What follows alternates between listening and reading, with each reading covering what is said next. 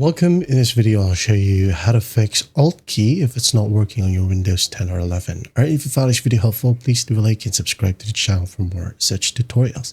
Now, first up, go ahead and right click on your start menu right here. Now go ahead and click on settings. Wait for it to load, and once it's loaded, in the left panel, we have here accessibility.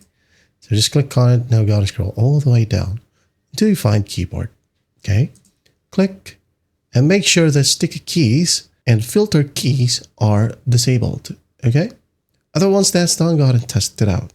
Now, if it's still not working, right click on your start menu once more. Now click on device manager.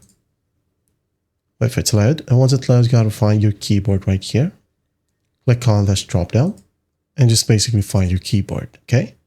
Double click on it. Now click on driver, update driver, browse my computer, let me pick, and test one of these drivers right here and just click on next, okay? Just like so.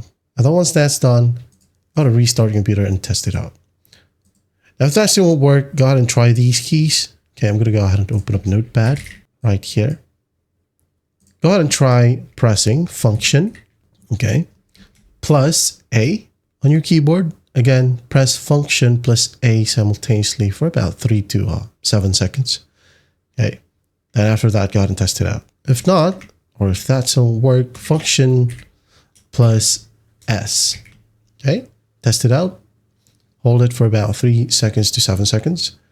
And after that, if that still work, go ahead and try FN and space. Okay, try it out.